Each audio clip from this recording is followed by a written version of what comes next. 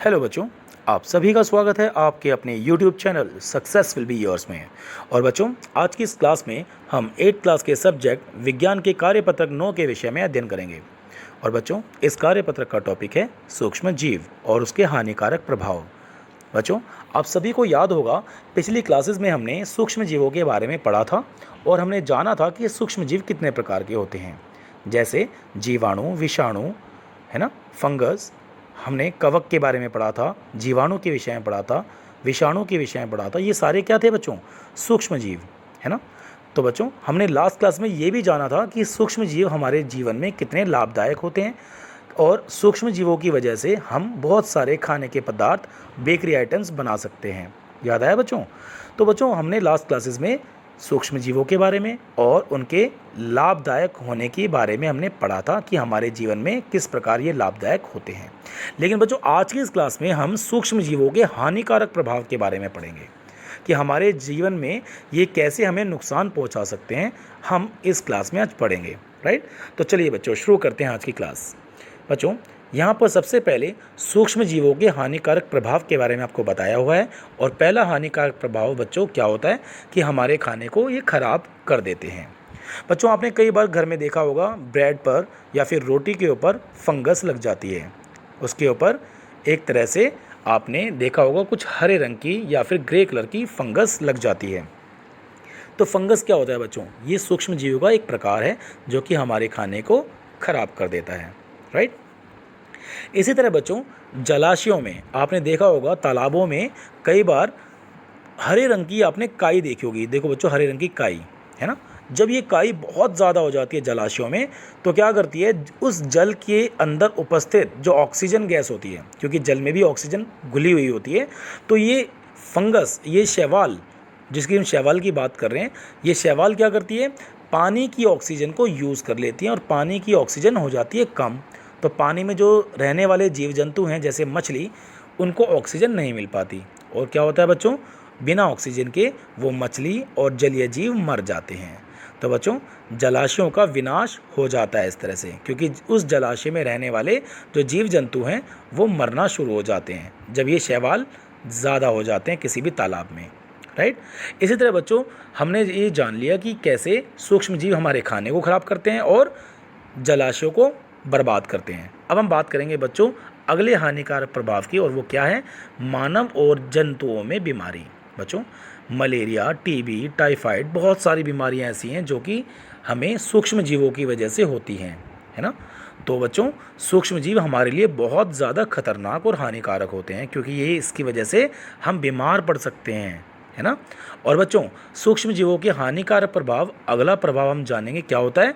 देखो बच्चों, कई बार आपने देखा होगा कि जो लेदर के बैग्स होते हैं, जो चमड़े के बैग होते हैं, उनके ऊपर एक तरह से कवक लग जाती है, फंगस लग जाती है ना।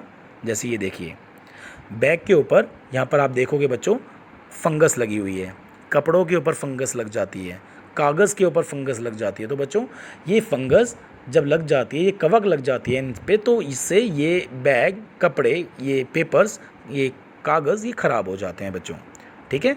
तो इसकी वजह से हमारा सामान बर्बाद हो जाता है जब ये कवक लग जाती है हमारे कपड़ों पे, बैग पे और या फिर कागज़ों पे।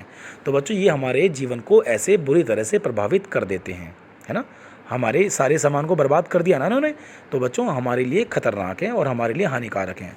इसी प्रकार बच्चों, पेड़ पौधों में भी बीमारियां हो जाती हैं, जैसे नींबू कैकर। जैसे नींबू के आपने देखा होगा, नींबू के ऊपर छोटे छोटे धब्बे, ये बच्चों, ये नींबू की एक बीमारी होती है जिसे नींबू कैकर कहा जाता है।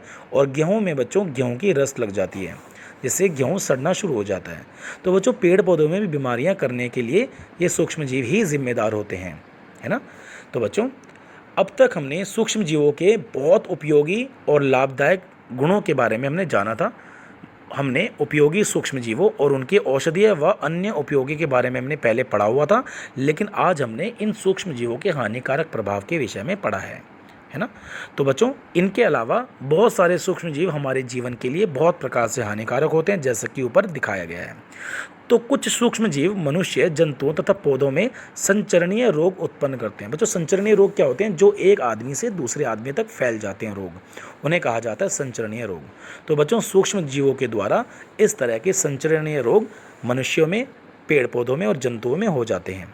इसके अलावा कुछ सूक्ष्म जीव अनेक प्रकार से हानि पहुंचाते हैं, जैसे कपड़ों पर देखा आपने, खाद्य पदार्थों को खराब कर दिया, कपड़े खराब कर दिए, लेदर जो चमड़ा है उसको खराब कर दिया, है ना। तो जैसे खाद्य पदार्थों को खराब करना, शैवालों के प्रस्फुटन, ये इसे बोलते हैं शैवालों का प्रस्फुटन। शैवाल जब बहुत ज़्यादा हो जाती है पानी में, तो आपने ये देखा कि कैसे जलीय जीव जंतु मरने शुरू हो जाते हैं, क्योंकि पानी में ऑक्सीजन कम हो जाती है ना। और कपड़े, कागज़, चमड़े की वस्तुओं को संदूषित करना, उनको ख़राब कर देना। तो ये सारी चीज़ें आपने ऊपर देखी और आपने सीख ली, है ना बच्चों। तो रोग उत्पन्न करने वाले सूक्ष्म जीवों को कहते हैं रोगाणु। रोगाणु कौन से होते हैं बच्चों? ऐसे सूक्ष्म जीव जो कि रोग उत्पन्न करते हैं और हमें बीमार कर देते हैं, उन्हें कहते हैं रोगाणु। और ये एक संक्रमित व्यक्ति से स्वस्थ व्यक्ति में ये संक्रमित रक्त के द्वारा, हवा के द्वारा, पानी के द्वारा, गंदे भोजन के द्वारा, रोग वाहकों के द्वारा सीधे या फिर इनडायरेक्टली संपर्क में आने से ये फैल जाते हैं और रोग एक संक्रमित आदमी से किसी भी स्वस्थ आदमी तक पहुंच जाता है। तो बच्चों बहुत ध्यान रखने की ज़रूरत होती है हमें। जैसे आपने देखा आजकल वायरस चल रहा है ना, ये कोरोना। तो बच्चों कोरोना एक व्यक्ति से दूसरे व्यक्ति में कैसे फैल रहा है? गंदी हवा के द्वारा। जैसे कोई इंसान सांस छोड़ता है तो सांसों के द्वारा ये वायरस हवा में जाता है, और जो उस हवा के संपर्क में आ जाता है ये वायरस उसके शरीर में चला जाता है, उसके नाक के द्वारा जब वो सांस लेता है ना। तो बच्चों प्रदूषित हवा या फिर संक्रमित हवा, संक्रमित रक्त के द्वारा, जैसे किसी व्यक्ति में किसी जीवाणु या विषाणु से वो ग्रसित है, तो उसके ब्लड को, उसके रक्त को यदि किसी दूसरे व्यक्ति को रक्त दे दिया जाए तो उससे वो भी संक्रमित हो जाता है। और इसी तरह गंदे पानी से, गंदे भोजन से, गंदी हवा से, जैसे अभी मैंने आपको कोरोना वायरस के बारे में बताया। तो बच्चों ये विषाणु और जीवाणु और ये सूक्ष्म जीव एक स्वस्थ आदमी तक पहुँच जाते हैं, है ना। तो हमें बहुत सुरक्षित रहने की ज़रूरत है, अपना ध्यान रखने की ज़रूरत है। और जैसा कि आपको मैंने कोरोना वायरस के बारे में बताया बच्चों, तो आप सभी को मास्क पहनने की बहुत ज़रूरत है। तो बच्चों जो कंटेंट आज इस वर्कशीट में आपको बताया गया, उसके बेसिस पे आप सारे क्वेश्चंस जो आपको एक्सरसाइज में यहाँ पर दिए हुए हैं बच्चों, आप इनको ईजिली कर सकते हो। जैसे सूक्ष्म जीवों को 3 हानिकारक प्रभाव ये रे बच्चों बता दिए थे मैंने आपको। भोजन को ढक कर रखने की ज़रूरत क्यों होती है?